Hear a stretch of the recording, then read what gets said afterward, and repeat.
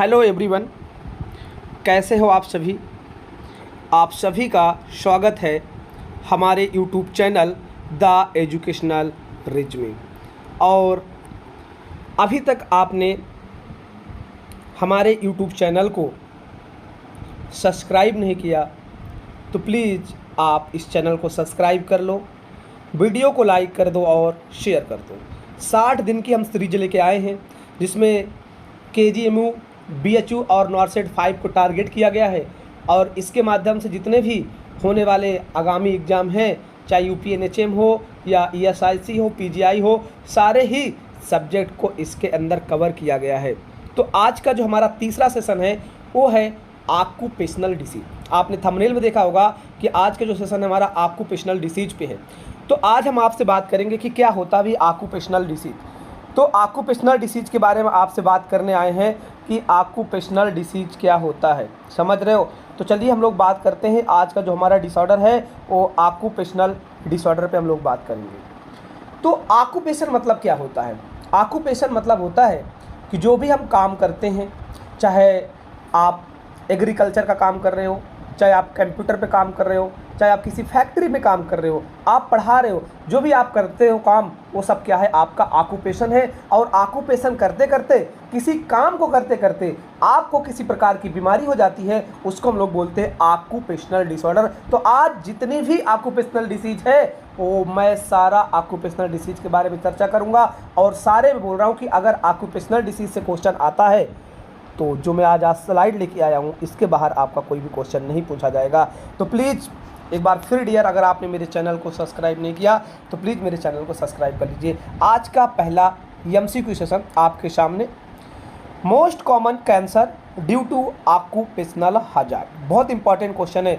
जो most common cancer होता है ना, ऑक्यूपेशनल हजार्ड मतलब काम करते करते कौन सा ज़्यादा कैंसर देखने को मिलता है। क्या स्टमक, ब्रेस्ट या सर्वाइकल कोलन कैंसर देखने को मिलता है, skin, lung, blood forming organ, bladder cancer देखने को मिलता है। C ऑप्शन है किडनी, लीवर, स्किन और ओलर कैंसर देखने को मिलता है। और D ऑप्शन है ओरल, एक्सट्रीमिटीज, बोन मैरो। तो ध्यान दीजिएगा बेटा, आपको जवाब देना है कि जो मोस्ट कॉमन कैंसर है वो ऑक्यूपेशनल हजार्ड की वजह से कौन सा कैंसर देखने को मिलता है। तो आपको बता दूं मैं आपको सभी को, यहाँ पे जो आपका राइट आंसर होगा वो होगा B नंबर। जो मोस्ट कॉमन ऑक्यूपेशनल कैंसर देखने को मिलता है वो स्किन कैंसर होता है, उसके बाद लंग्स का कैंसर होता है, उसके बाद आपको ब्लड के द्वारा कैंसर हो सकता है और आपके ब्लैडर में कैंसर देखने को मिलेगा अगर आप कोई भी ऑक्यूपेशनल काम में करते हो, समझ रहे हो। चलिए डियर, बढ़ते हैं नेक्स्ट MCQ की ओर। पढ़िए और इसका सही जवाब दीजिए। Occupational disease to agriculture worker are except. अब देखिए बेटा, एग्रीकल्चर का मतलब क्या होता है। एग्रीकल्चर का मतलब वो लोग होते हैं जो गांव में खेती का काम करते हैं, किसानी का काम करते हैं, उसको हम लोग एग्रीकल्चर बोलते हैं।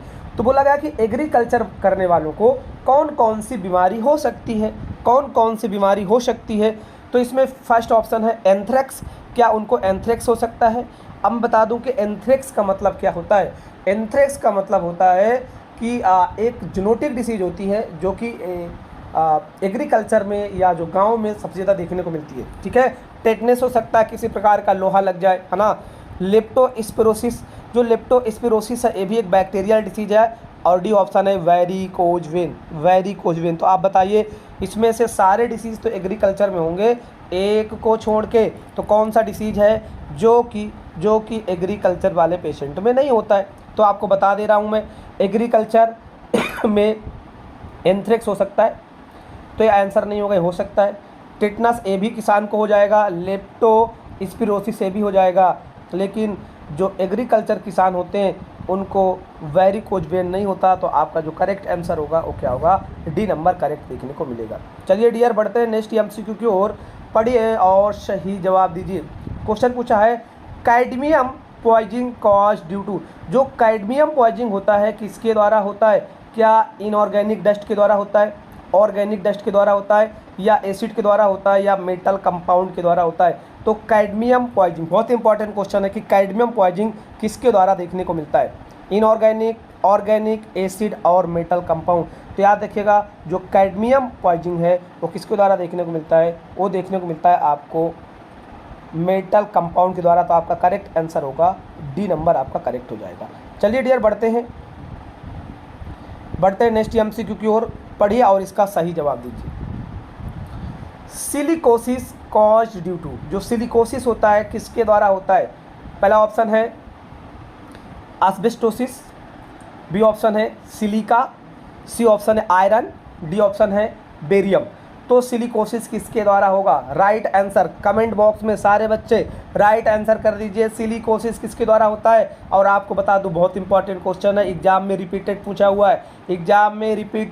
हुआ है, इसलिए आप इसको इंपॉर्टेंट समझ के आंसर दीजिएगा। सिलिकोसिस किसके द्वारा होता है? जी, सिलिकोसिस जो देखने को मिलता है किसके द्वारा देखने को मिलता है? ये देखने को मिलता है बेटा सिलिका के द्वारा। समझ रहे हो? सिलिका जो एक प्रकार का डस्ट होता है ना, और ये सिलिका इंडस्ट्री जो फैक्ट्रियल एरिया होता है वहाँ पे काम करने वाले ऑक्यूपेशनल में होता है और उनके सिलिकोसिस हो जाता है। तो सिलिका की वजह से क्या देखने को मिलता है? सिलिकोसिस देखने को मिलेगा। चलिए डियर बढ़ते हैं नेक्स्ट एमसीक्यू की ओर। पढ़िए और इसका सही जवाब दीजिए। क्वेश्चन पूछा है minimum age act started in. Minimum age का मतलब है जो काम करने की मिनिमम एज है, काम करने की जो मिनिमम एज है वो एक्ट कब आया भारत के अंदर? वो एक्ट कब आया? Minimum age act started in. तो ऑप्शन ए है 1948, बी ऑप्शन 1950, सी ऑप्शन 1935 और डी ऑप्शन 1962। तो आपसे पूछा मिनिमम एज एक्ट स्टार्टेड कब से ये एक्ट आया कि मिनिमम बच्चे इतने साल के ही जॉब कर सकते हैं। अगर आप इन साल से बच्चों से कम जॉब करवाएंगे तो आपके ऊपर कार्रवाई हो सकती है, सरकारी कानूनी कार्रवाई आपके ऊपर की जा सकती है। तो याद रखिएगा जो मिनिमम एज एक्ट है वो आया था 1948 में, क्योंकि इसी समय पे एम्प्लॉय एक्ट आया और इसमें बहुत सारे एक्ट में सारी चीज़ों देखने को मिला। तो मिनिमम जो एज एक्ट स्टार्ट हुआ वो स्टार्ट हुआ था 1948 में। चलिए डियर बढ़ते हैं नेक्स्ट एमसीक्यू की ओर। पढ़िए और इसका सही जवाब दीजिए। What is the occupational health? बहुत इंपॉर्टेंट क्वेश्चन है। क्या पूछा गया कि what is occupational health? Occupational health क्या होता है? तो नंबर ऑप्शन ए है प्रिवेंशन ऑफ इन्वायरमेंटल प्रॉब्लम, बिल्कुल। दूसरा ऑप्शन है प्रिवेंशन ऑफ डोमेस्टिक प्रॉब्लम, और सी ऑप्शन है प्रिवेंशन ऑफ पॉपुलेशन, और डी ऑप्शन है बोथ ए एंड बी। तो what is a occupational health? Occupational health क्या होता है?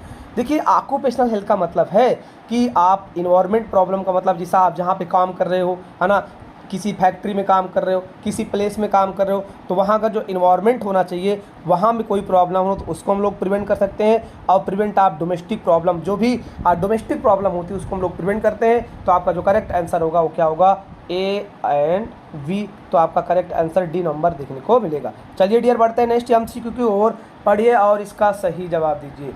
Occupational cataract disease caused due to, very most important, जो occupational cataract disease है, occupational cataract disease caused due to, जो occupational cataract होता है किसके द्वारा होता है? देखिए वैसे जो कैटरेक्ट होता है, कैटरेक्ट में क्या होता है कि जो पेशेंट का आई है, आई की जो ओपेसिटी क्या हो जाती है, खो जाती है, पेशेंट को धुंधलापन दिखाई देने लगता है, इसको हम लोग कैटरेक्ट बोलते हैं और ये लेंस में प्रॉब्लम होने की वजह से होता है। लेकिन क्वेश्चन आपका पूछ रहा है कि occupational cataract disease caused due to, किसके द्वारा ऑक्यूपेशनल कैटरेक्ट देखने को मिलता है? क्या फिजिकल एजेंट द्वारा मिलता है, केमिकल एजेंट के द्वारा देखने को मिलता है, या बायोलॉजिकल एजेंट के द्वारा मिलता है, या मैकेनिकल एजेंट के द्वारा देखने को मिलता है?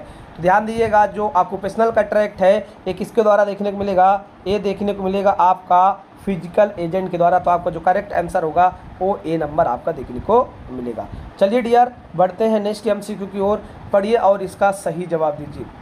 Recommended maximum level of noise for human, ये नॉइज लिख गया, ये नॉइज है। नॉइज मतलब कि जो आपको हियरिंग वॉइस देती है, कितना रिकमेंड किया जा सकता है, मैक्सिमम कितने लेवल तक आप वॉइस को सुन सकते हो। अगर आप उसके ऊपर सुनोगे तो आप डीफनेस हो सकते हो, मतलब आप बहरे हो सकते हो। तो मैक्सिमम कितना लेवल रिकमेंड किया गया है? ऑप्शन ए है 50 डेसिबल, ऑप्शन बी है 85 डेसिबल, ऑप्शन सी है 110 डेसिबल और ऑप्शन डी है 110 डेसिबल, 160 डेसिबल। तो समझ रहे हो? देखिए ये क्वेश्चन आपको लिख देता हूं मैं, आप भी इसको नोट करके लिख लीजिए, इंपॉर्टेंट, ये कहीं ना कहीं आपको किसी एग्जाम में देखने को मिल जाएगा। ठीक है, मैक्सिमम जो नॉइज़ रिकमेंडेड किया जाता है वो किया जाता है 85 डेसिबल। तो आपका जो करेक्ट आंसर होगा वो होगा 85। मैं इसके पहले भी शायद ये MCQ को आपको करवाया हूँ, पर ये बार बार MCQ आ जा रहा है। मैं कोई भी टॉपिक ले रहा हूँ तो ये MCQ आ रहा है, तो इसका मतलब है ये बहुत इंपॉर्टेंट है। और ऑक्यूपेशनल डिसीज की बात होती है तो इस MCQ को एग्जाम में जरूर रखा जाता है, इसलिए आप लोग इसको नोट करके लीजिएगा, इंपॉर्टेंट करके लिख लीजिएगा, क्योंकि आपके एग्जाम में जरूर आएगा। चलिए डियर, बढ़ते हैं नेक्स्ट MCQ की ओर। पढ़िए और सही जवाब दीजिए। क्वेश्चन पूछा है, what do you understand by acid rain. आप एसिड रेन से क्या समझते हो? What do you understand by acid rain, आप एसिड रेन से क्या समझते हो? पहला ऑप्शन है raining of sulphuric acid from sky, जो बादल से सल्फ्यूरिक एसिड आते हैं वो होगा। बी ऑप्शन है the pH of rain water goes below 5.6, the pH of rain water goes below, और the running of hydrochloric acid from sky. तो इसका करेक्ट आंसर क्या है? एक भी किसी भी एग्जाम में पूछा हुआ है। वैसे तो पेपर नीट उट के अंदर भी आ जाता है, जो बच्चे नीट वाले भी वीडियो देख रहे हैं तो उसके लिए भी बहुत बेनिफिट्स है, क्योंकि नीट है, TGT है, PGT का पेपर है, उसके अंदर भी एग्जाम पे ये क्वेश्चन पूछा हुआ है। क्योंकि मुझे याद है जब मैं नीट का पेपर एक बार दिया था तो क्वेश्चन एग्जाम में आया था कि what do you understand by acid rain, आप एसिड रेन के क्या समझते हो? तो इसका मतलब होता है कि raining of sulphuric acid from sky, जब बादल से क्या आते हैं, सल्फ्यूरिक एसिड आते हैं, इसी को बोलते हैं हम लोग एसिड रेन। क्या बोलते हैं इसको? Acid rain. तो आपका करेक्ट आंसर होगा ए नंबर देखने को मिलेगा। चलिए डियर, बढ़ते हैं नेक्स्ट MCQ की ओर। पढ़िए और इसका सही जवाब दीजिए। Dangerous level of blood lead poisoning, समझ रहे हो? डेंजरस लेवल मतलब अगर आपके ब्लड में पॉइजन पहुंच जाए तो कितना पॉइजन हो जाएगा, तो आपको लगेगा कि यह डेंजर लेवल हो गया है। समझ रहे हो कि अब आप बच नहीं सकते हो, यहाँ पे पेशेंट की डेथ हो सकती है। कितना ब्लड में अगर पॉइजन पहुंच जाए तो उसको हम लोग बोलते हैं डेंजरस लेवल। तो ऑप्शन ए है 650 माइक्रोग्राम पर 100 ml, बी ऑप्शन है 770 माइक्रोग्राम पर 100 ml, सी ऑप्शन है 708 माइक्रोग्राम पर 100 ml, और डी ऑप्शन है 350 माइक्रोग्राम पर 100 ml। तो याद रखिएगा, अगर जो पॉइजन है आपके ब्लड में 650 माइक्रोग्राम पर 100 ml से ऊपर हो जाता है तो इसको हम लोग बोलते हैं डेंजरस लेवल। क्या बोलते हैं इसको? डेंजरस लेवल इसको बोला जाता है। तो आपका करेक्ट आंसर होगा ए नंबर देखने को मिलेगा। चलिए डियर, बढ़ते हैं नेक्स्ट MCQ की ओर। पढ़िए और इसका सही जवाब दीजिए। Employ provident fund act started, जो एम्प्लॉय प्रोविडेंट एक्ट है ये कब आया? Employ provident fund act started, ये जो एम्प्लॉय प्रोविडेंट फंड एक्ट है इसको कब स्टार्ट किया गया? जल्दी से कमेंट बॉक्स में आंसर करिए कि जो एम्प्लॉय प्रोविडेंट फंड एक्ट है ये कब स्टार्ट हुआ है? कब स्टार्ट हुआ है? बहुत इंपॉर्टेंट क्वेश्चन है, जल्दी से कमेंट बॉक्स पे आप लोग सभी लोग आंसर कर दो कि जो एम्प्लॉय प्रोविडेंट फंड एक्ट है ये कब स्टार्ट हुआ है। चलिए मैं आपको बताता हूँ कि जो एम्प्लॉय प्रोविडेंट एक्ट है ये स्टार्ट हुआ था 1952 के अंदर। कब स्टार्ट हुआ था? 1952 के अंदर यह स्टार्ट हुआ था। चलिए डियर, बढ़ते हैं नेक्स्ट MCQ की ओर। पढ़िए और इसका सही जवाब दीजिए। Computer professional disease are except, मतलब जो व्यक्ति बहुत ज़्यादा कंप्यूटर चढ़ाते हैं, है ना, वो डिजिटल का काम करते हैं, कंप्यूटर यूज करते हैं, उनके अंदर कौन कौन सी डिसीज होने का सबसे ज़्यादा चांसेस है? एक को छोड़ करके, ध्यान रखिएगा, एक को छोड़ करके। तो पहला ऑप्शन है इंसोम्निया, बी ऑप्शन है सर्वाइकल स्पॉन्डिलाइटिस, और सी ऑप्शन है बैकेज, और डी ऑप्शन है एंथ्रेक्स। तो जल्दी से कमेंट बॉक्स में आंसर कर दीजिए कि कंप्यूटर प्रोफेशनल डिसीज में कौन कौन सी डिसीज आती है एक को छोड़ करके। देखिए बेटा, इंसोम्निया ये बिल्कुल सत्य बात है। अगर आप बहुत ज़्यादा अपने मोबाइल फ़ोन का यूज करते हो, बहुत ज़्यादा आप कंप्यूटर यूज करते हो तो आपको इंसोम्निया हो जाएगा। इंसोम्निया का मतलब होता है कि जो आपकी स्लीपिंग पैटर्न है वो बदल जाएगी, आप बहुत कम नींद ले पाओगे, आप रात में सोओगे और जल्दी उठ जाओगे, इसको बोलते हैं हम लोग इंसोम्निया। सर्वाइकल स्पॉन्डिलाइटिस का मतलब है, इसको एक प्रकार से बोल सकते हैं कार्पल टनर सिंड्रोम। जो सर्वाइकल स्पॉन्डिलाइटिस है इसका दूसरा नाम होता है कार्पल टनल सिंड्रोम। आप लोग नोट कर लो, बड़ा इंपॉर्टेंट है, एग्जाम में पूछा जाता है। जो हमारी कार्पल बोन होती है ना, ये काम करना बंद कर देती है, कांपने लगती है, इसको बोलते हैं कार्पल टनल सिंड्रोम। और जो आपका सी ऑप्शन है बैकेज, बैठे बैठे आपके पीठ में दर्द होने लगता है, इसको क्या बोलते हैं हम लोग? बैकेज बोलते हैं। तो ये सारी चीज़ें कंप्यूटर प्रोफेशनल डिसीज में देखने को मिलती है, तो ये भी देखने को मिलेगी। समझ रहे हो? इंसोम्निया हो जाएगा, ये सर्वाइकल स्पॉन्डिलाइटिस हो जाएगा, बैकेज देखने को मिलेगा। लेकिन अभी आपको मैंने बताया था कि जो एंथ्रेक्स होता है ये कहाँ देखने देखने को मिलता है एग्रीकल्चर वाले पेशेंट में, तो यहाँ पे देखने को नहीं मिलेगा। तो आपका जो करेक्ट आंसर होगा वो क्या होगा, एंथ्रेक्स होगा, क्योंकि जो एंथ्रेक्स होता है ये एग्रीकल्चर वाले पेशेंट में होता है ना, तो ये कंप्यूटर प्रोफेशन में देखने को नहीं मिलेगा। चलिए डियर बढ़ते हैं नेक्स्ट एमसीक्यू की ओर, और आप लोग पढ़िए और सही जवाब दीजिए। आप लोग पढ़िए और सही जवाब दीजिए और जीतिए 1 करोड़ का इनाम, ठीक है। तो सारे लोग कमेंट बॉक्स पे आंसर करें कि inhalation of silica dust over lung period cause. अगर आप सिलिका डस्ट को, है ना, जो सिलिका डस्ट जो छोटे छोटे पार्टिकल है, आप किसी टेक्सटाइल फंड कंपनी में आप काम कर रहे हो और उसके जो छोटे छोटे डस्ट है आपके मुंह के द्वारा, आपके नोज के द्वारा आपके बॉडी में जा रहा है, लंग्स में जा रहा है, तो बताओ बेटा कौन सी डिसीज हो जाएगी, कौन सी डिसीज हो जाएगी। इनहेलेशन का मतलब होता है कि नाक के माध्यम से सिलिका डस्ट आपके लंग्स में पहुंच गई है, तो कौन सी डिसीज हो जाएगी। अभी मैंने आपको बताया था, अरे बताओ जल्दी से कमेंट बॉक्स पे आंसर करो। इसका मैं आंसर नहीं बताऊंगा सारे लोग, अगर आप वीडियो शुरू से देख रहे हो तो इसका राइट आंसर आपको पता होगा, तो जल्दी से कमेंट बॉक्स पे आंसर कर दीजिए। क्या होगा, क्या सिलिकोसिस होगा, बैगनोसिस होगा या एप्सिटोसिस होगा, जल्दी से कमेंट बॉक्स पे आंसर कर दो। तो याद रखिएगा जब भी सिलिका डस्ट को इनहेल किया जाता है उसके द्वारा होने वाला डिसीज का नाम क्या है, सिलिकोसिस। तो आपका आंसर होगा ए नंबर। चलिए डियर बढ़ते हैं नेक्स्ट एमसीक्यू की ओर।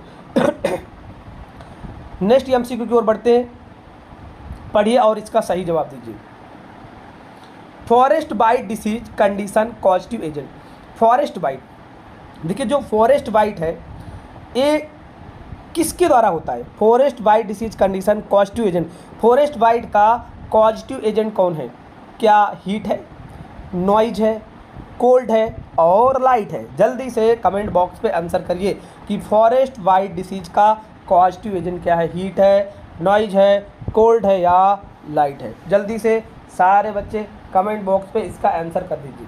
तो याद रखिएगा फॉरेस्ट बाइट का जो पॉजिटिव एजेंट होता है वो कौन सा होता है बेटा, कोल्ड होता है। क्या होता है, कोल्ड देखने को मिलेगा। तो कोल्ड की वजह से जब आपका टेम्परेचर बहुत कम हो जाए, आप बर्फ़ में जाओगे तो बर्फ़ में जो आपको डिसीज हो जाएगी उस डिसीज का नाम होता है फॉरेस्ट बाइट। याद रखिएगा क्वेश्चन पूछा जाता है कि जम्मू कश्मीर में एक आर्मी मैन की ड्यूटी लगी है तो उनको कौन सा डिसीज हो सकता है। तो याद रखिएगा जम्मू कश्मीर बहुत ठंडा प्रदेश होता है, वहाँ पे बर्फ़ होता है और उनको जो डिसीज होती है उसको बोलते हैं हम लोग फॉरेस्ट बाइट। उसको क्या बोलते हैं, फॉरेस्ट बाइट। चलिए डियर बढ़ते हैं नेक्स्ट एमसीक्यू की ओर।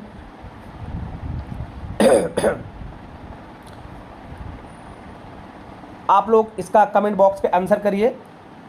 The tertiary precaution in occupation hazard. आप जो टर्सरी प्रिकॉशन होता है, समझ रहे हो, प्रिवेंशन के बारे में पूछा है, क्योंकि जो प्रिवेंशन होते हैं वो 4 प्रकार की प्रिवेंशन देखने को मिलता है। पहला प्रिवेंशन आपको देखने को मिलता है प्राइमोडियल, जिसमें हम लोग किसी भी रिस्क फैक्टर को आने से रोकते हैं।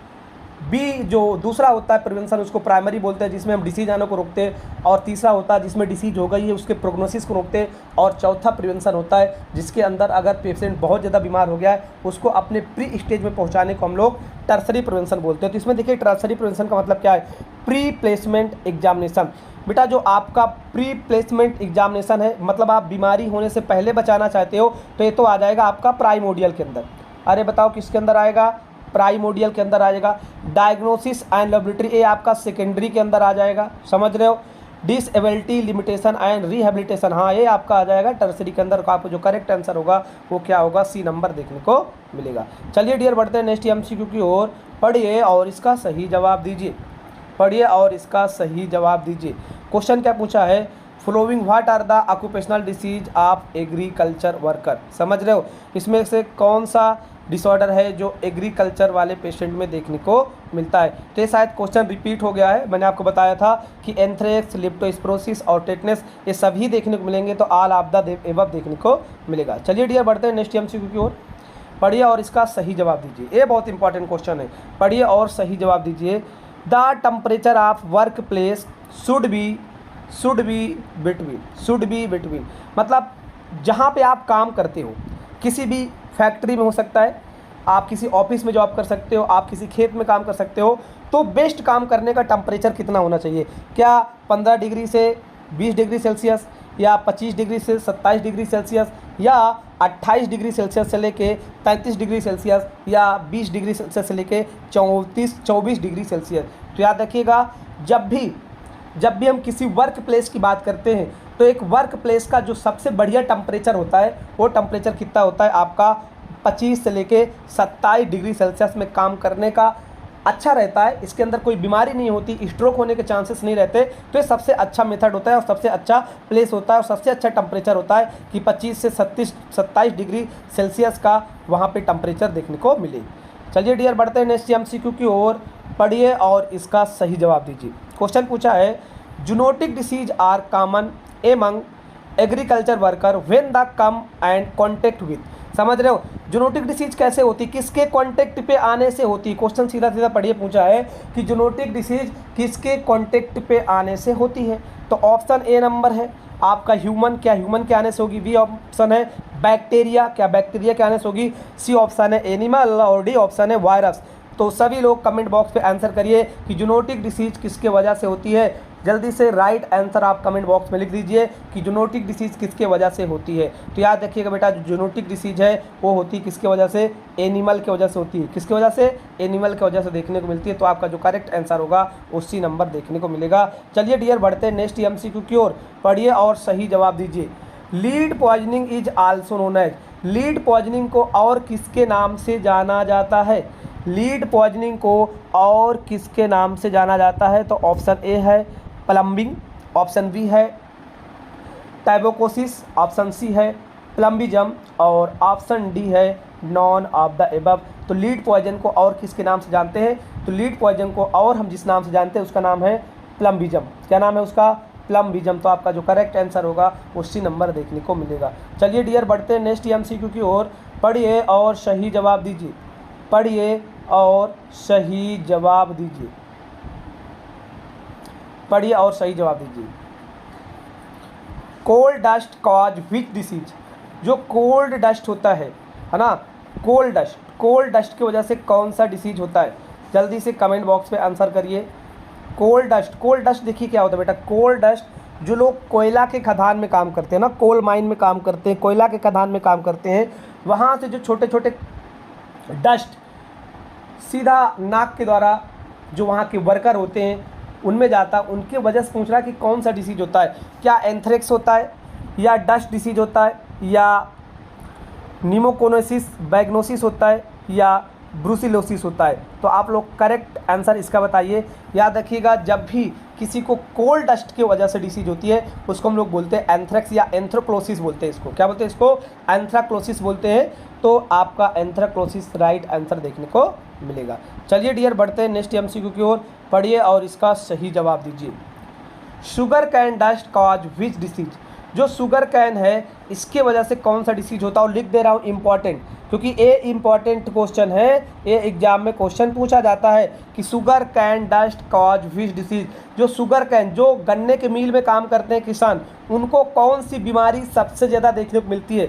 जो किसान शुगर की मिल में काम करते हैं जहाँ पे गन्ना पेरा जाता है, जहाँ पे उसका रस बनाया जाता है ना, गुड़ बनाया जाता है, वहाँ पे कौन सी डिसीज़ सबसे ज़्यादा हो सकती है। क्या बेरिलोसिस होगा या सिडिनोसिस होगा या बाइटोसिस होगा या बागोसिस होगा। बताइए राइट आंसर बताइए क्या होगा। तो शुगर कैन में जो डिसीज़ देखने को मिलती है उसका नाम है बैगोसिस। समझ रहे हो, बैगोसिस। ये बैगोसिस बहुत इंपॉर्टेंट है और एग्जाम में पूछा जाता है। ये शुगर कैन डस्ट के अंदर देखने को मिलता है। मतलब वो किसान जो कि एग्रीकल्चर का काम करते हैं, कहाँ पे, शुगर फैक्ट्री में काम करते हैं, है ना, या जहाँ पे गन्ना पेरा जाता है वहाँ पे काम करते हैं। चलिए डियर बढ़ते हैं नेक्स्ट एमसीक्यू की ओर, और ये आज का लास्ट एमसीक्यू है। समझ रहे हो, पढ़िए और इसका सही जवाब दीजिए। Occupational disease farmer lungs is caused by, ये भी बहुत इंपॉर्टेंट क्वेश्चन है। जो ऑक्यूपेशनल डिसीज है फॉर्मर लंग डिसीज किससे होता है, फॉर्मर लंग्स डिसीज किससे होता है। एक एग्जाम में पूछा गया है कि फॉर्मर लंग्स डिसीज किससे होता है। क्या ये कोल्ड डस्ट से होता है या सिलिकोसिस से होता है या हेग्रेन डस्ट से होता है या ऑप्सिटोसिस से होता है। जल्दी से कमेंट बॉक्स में इसका आंसर करिए, जल्दी से कमेंट बॉक्स पे इसका आंसर करिए। ये आज का लास्ट एमसीक्यू है, ये आज का लास्ट एमसीक्यू है। तो आप सभी का ये आंसर सही होना चाहिए। जल्दी से कमेंट बॉक्स पे इसका आंसर कर दीजिए। Occupational disease farmer lung disease caused by, है ना। जो फॉर्मल लंग डिसीज है किसकी वजह से होता है, तो याद रखिएगा जो फॉर्मल लंग्स डिसीज होता है वो होता है हेग्रेन डस्ट से। और लिख लीजिए बहुत इंपॉर्टेंट है, हेग्रेन डस्ट के द्वारा फॉर्मल लंग्स डिसीज देखने को मिलता है। तो चलिए dear, thank you so much for watching this video. अगर अभी तक आपने मेरे चैनल को सब्सक्राइब नहीं किया तो प्लीज़ मेरे चैनल को सब्सक्राइब कर लीजिए और वीडियो को वॉच कर लीजिए, ठीक है, जिससे कि आपको मैं ऐसी वीडियो बना के देता रहूं और आपका नॉलेज इन्हेंस करता रहूं। तो thank you for watching this video.